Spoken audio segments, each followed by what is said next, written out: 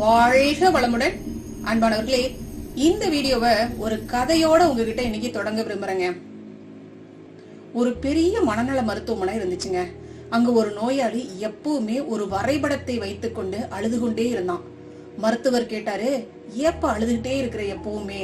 அவன் சொன்னான், டாக்டர், யாரோ என்னுடைய வீட்டை 2 துண்டாக வெட்டி விட்டார்கள். இதோ பாருங்கள், இந்த கோடு என் படுக்கை அறைக்கும் சமையலறைக்கும் நடுவே செல்கிறது. மருத்துவர் சிரித்துக்கொண்டே சொன்னார், அப்படிலாம் ஒண்ணும் இல்லப்பா, அது வெறும் காகிதத்தில் இருக்கக்கூடிய கோடு, உன் வீட்டில் அல்ல.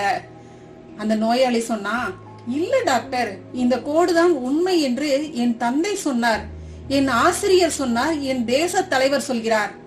சிரிப்பு வருதுங்களா? ஆனா இதுதாங்க உண்மை. நம்ம கூட இந்த நோயாளிய போலதான்ப்பா இருக்கிறோம் அப்படின்னு ஓஷோ சொல்றாருங்க. ஆமாங்க, இன்னைக்கு ஓஷோவினுடைய 1 Earth 1 Humanity இந்த புக்ல சொல்லி இருக்கிற விஷயங்களை பத்தி தாங்க நம்ம பேச போறோம். ஓஷோவினுடைய வாழ்க்கை பாத்தீங்கன்னா பல்வேறு நிலைகள்ல சர்ச்சைக்குள்ளா இருக்கு. ஆனா இந்த ஒரு புக்கு அவரோட கேரக்டர் எப்படி, அவருடைய நோக்கம் என்னவாக இருந்துச்சு அப்படிங்கறத தெள்ள தெளிவா காட்டிடுதுங்க. இத பத்தி நம்ம இன்னைக்கு பேசுறதுக்கு முக்கிய காரணம், நம்மளுடைய சப்ஸ்கிரைபர் ஒருத்தர் கேட்டிருந்தாங்க இந்த புக்கை பத்தி பேச சொல்லி. அதுதான் இன்னைக்கு இந்த வீடியோ. சரிங்களா? சரி, வாங்க ஓஷோ என்னெல்லாம் பேசி இருக்கிறாருன்னு பாக்கலாம். ஓஷோ சொல்றாருங்க, வரைபடத்துல ஒரு கோட்டை போட்டுக்கிட்டு இது என்னுடைய தேசம் அது உன்னுடைய தேசம் என்று சண்டை போட்டுக்கிட்டு இருக்கோம்பா. பூமிக்கு எல்லைகள் தெரியாது, மனிதன் மட்டுமே இந்த பைத்தியக்காரத்தனத்தை செஞ்சுக்கிட்டு இருக்கிறான். தேசப்பற்று அப்படிங்கிறது ஒரு நோய், அது உங்களை மற்ற மனிதர்களிடமிருந்து பிரிக்குது. அற்புதமா சொல்லியிருக்காரு பாருங்க. ஒரு மனுஷன் தன்னை ஒரு தேசத்தோடு, அதாவது நான் இந்தியன், நான் பாகிஸ்தானி, நான் அமெரிக்கன் இந்த மாதிரி சொல்லிக்கும் போது அவன் மிச்சம் இருக்கக்கூடிய உலகத்திற்கு எதிரியாயிடுறாங்கிறாருங்க. அடுத்து ஓஷோ மதம் மற்றும் மனிதாபிமானத்தை பத்தி என்ன சொல்றாருன்னு பாருங்க.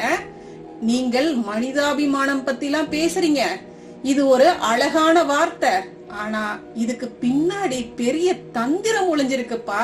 ஒரு பிச்சைக்காரனுக்கு நீங்க போய் ஒரு 100 ரூபாய் கொடுக்குறீங்க, இல்ல ஒரு 1000 ரூபாய் கொடுக்குறீங்கன்னு வச்சுக்கோங்க, அதை மனிதாபிமானம் அப்படிங்கிறீங்க. இடத்துல ஓஷோ கேக்குறாருங்க, அந்த மனிதன் ஏன்பா பிச்சைக்காரனானா? இந்த சமூகம் ஏன் அவனை பிச்சை எடுக்க வச்சுச்சு? நீங்க ஒரு கையில காயத்தை உண்டாக்கிடுறீங்க, இன்னொரு கையில மருந்து போட்டு விடுறீங்க. இதுவா மனிதாபிமானம்? மதங்கள் இதைத்தான் செஞ்சுட்டு இருக்கு. அவை மக்களை ஏழைகளாகவே வச்சிருக்கு. பிறகு அவர்களுக்கு உதவி செய்து தாங்கள் பெரிய கருணையாளர்கள் என்று காட்டிக்குது. மதங்கள் உங்களை நாளையை பற்றி பேச சொல்லுது, சொர்க்கத்தை பற்றி பேசுது. ஆனா நான் சொல்றேன்ப்பா, இந்த பூமி தான் சொர்க்கம்.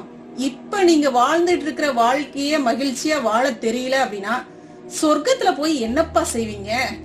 அங்க போய் கூட இந்தியா பாகிஸ்தான் அப்படின்னு சண்டை போட மாட்டீங்கிறதுல என்னப்பா நிச்சயம் அப்படின்னு ஓஷோ கேக்குறாருங்க. அடுத்து ஓஷோ சொல்ல வர்றது உலக அரசாங்கம். அரசியல்வாதிகளிடம் அதிகாரத்தை கொடுத்தது மனிதகுலம் செய்த மிகப்பெரிய தவறு.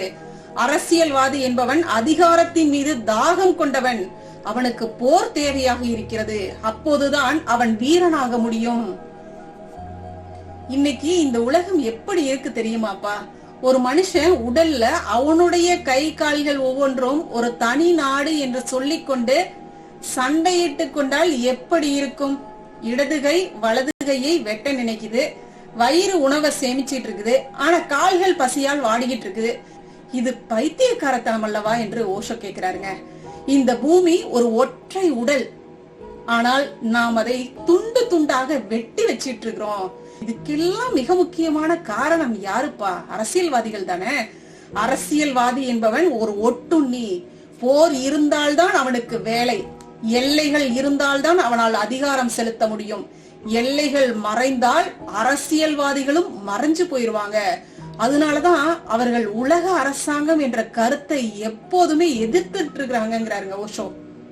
அடுத்து ஓஷோ சொல்ல வர்றது, அரசியல்வாதிகளுக்கு பதிலாக அறிஞர்கள் இருந்தா எப்படி இருக்கும்?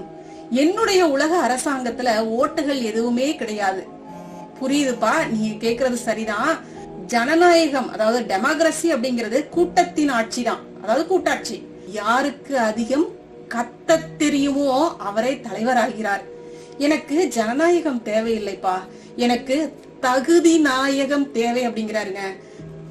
என்னுடைய ஒரே பூமி கனவுல உலகிற்கு தேவை அரசியல்வாதிகள் அல்ல அறிஞர்கள் அப்படிங்கிறாருங்க ஓஷோ. யோசிச்சு பாருங்கப்பா, இந்த உலகத்தை விஞ்ஞானிகள், கவிஞர்கள், தியானம் தெரிந்தவர்கள், மருத்துவர்கள் வழிநடத்தினால் எப்படி இருக்கும்? அவர்களுக்கு அதிகாரம் தேவையில்லை, சேவைதான் நோக்கமாக இருக்கும். கல்வி அமைச்சராக ஒரு சிறந்த கல்வியாளர் இருக்க வேண்டும், ஓட்டு பொறுக்கும் அரசியல்வாதி அல்ல. சுகாதார அமைச்சராக ஒரு சிறந்த மருத்துவர் இருக்க வேண்டும்.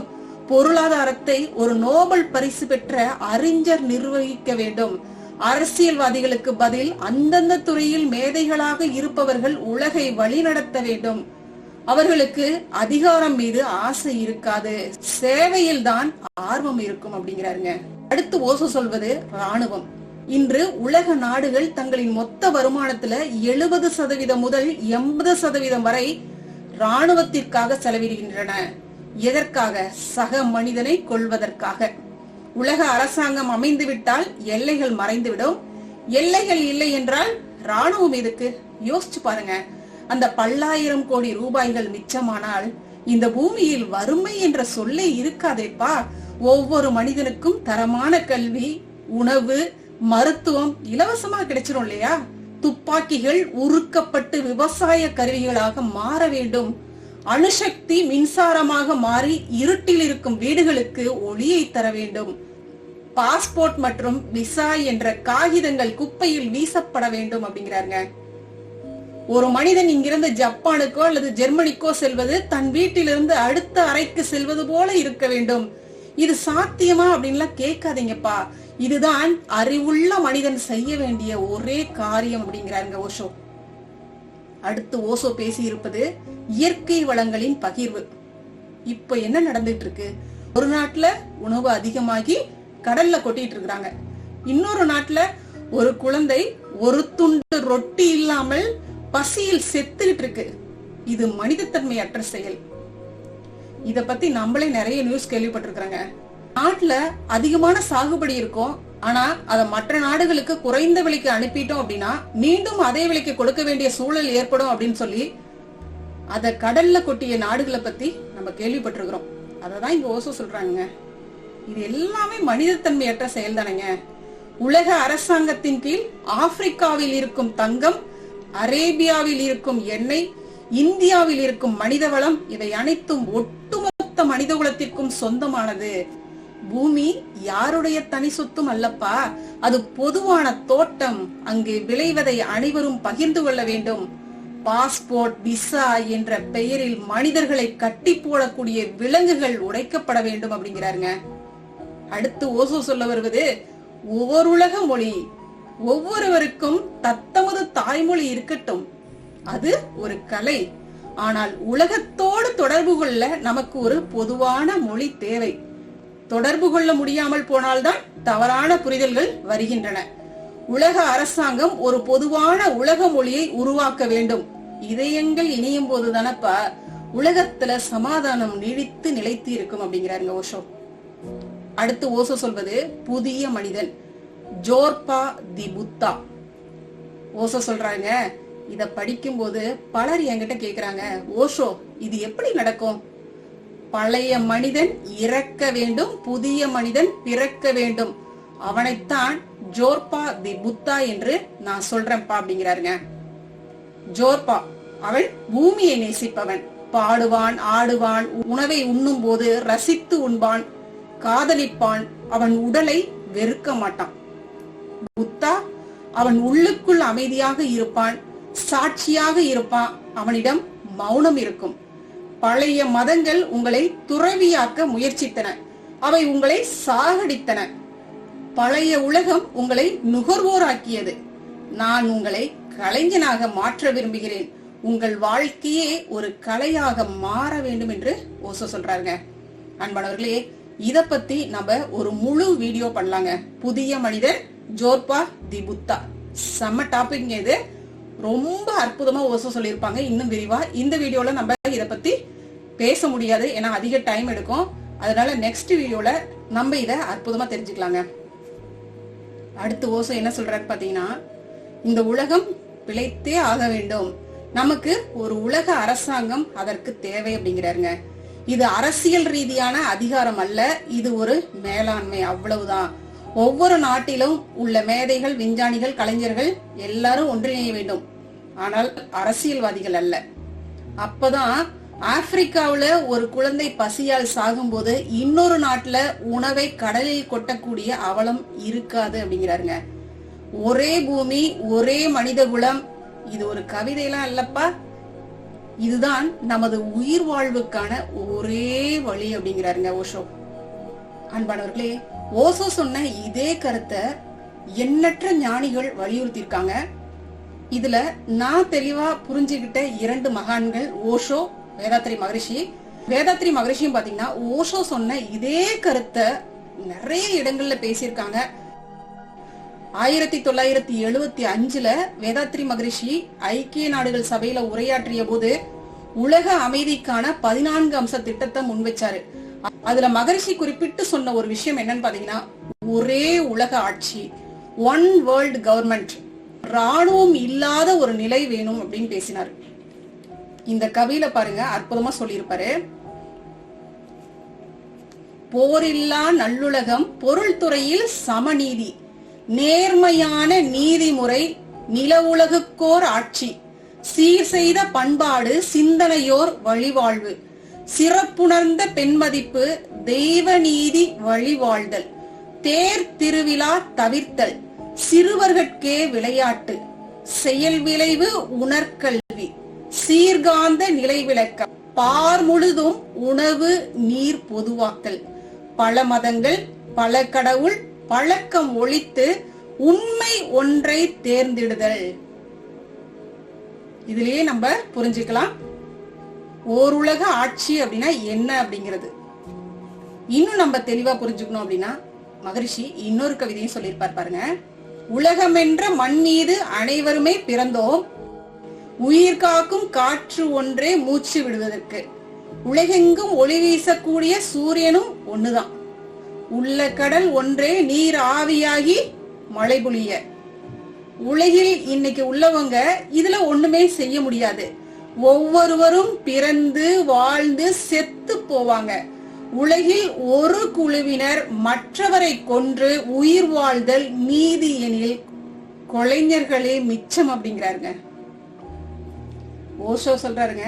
என்கிட்ட சிலர் கேக்குறாங்க, ஓஷோ இது சாத்தியமா? நீங்க பேசுறீங்க நல்லாதான் இருக்கு, கேக்குறதுக்கெல்லாம் இனிமையாதான் இருக்கு, ஆனா இது நடைமுறைக்கு ஒத்து வருமா?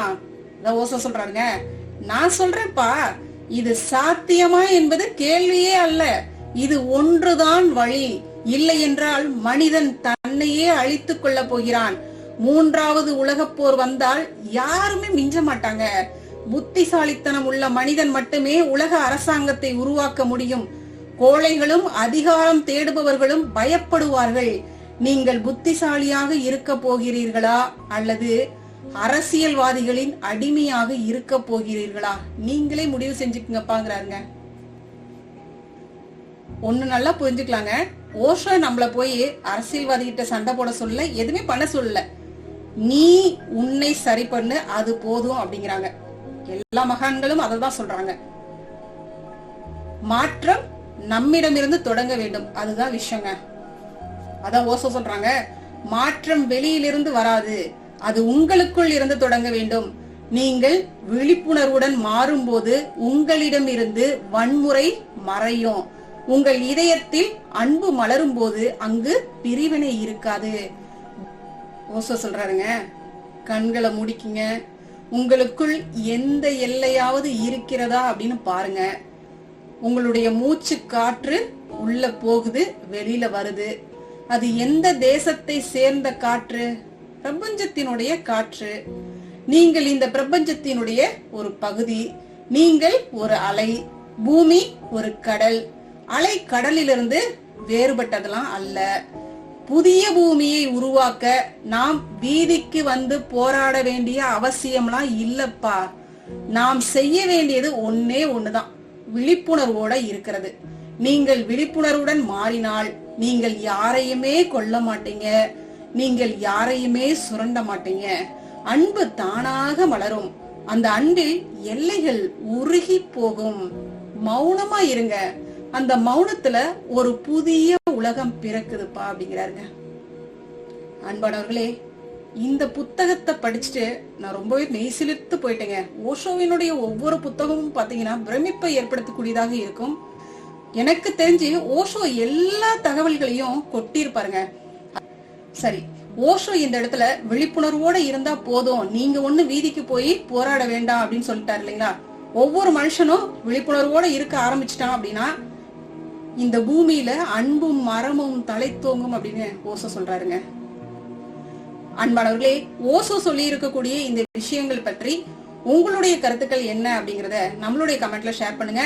அது மட்டும் இல்ல, ஓஷோவினுடைய புத்தகங்கள்ல எது உங்களுக்கு பிடித்த புத்தகம், எந்த புத்தகத்தை பத்தி பேசினா மக்களுக்கு பயனுள்ளதாக இருக்கும் அப்படிங்கறதையும் நம்முடைய கமெண்ட்ல ஷேர் பண்ணுங்க. நிச்சயமா நம்ம அடுத்தடுத்த வீடியோக்கள்ல இது சம்பந்தமா பேசலாங்க. சரிங்களா?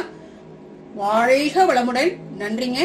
அருட்பேராற்றலின் அன்பு கருணையினால் நாம் அனைவரும் நல்ல உடல் நலம், நீல் ஆயுள், நிறைவான செல்வ வளம், உயர்வான புகழ், மெய் ஞானத்தோடு நல்லதொரு வாழ்க்கையை நலமுடனும் வளமுடனும் ஓங்கி வாழ்வோம்.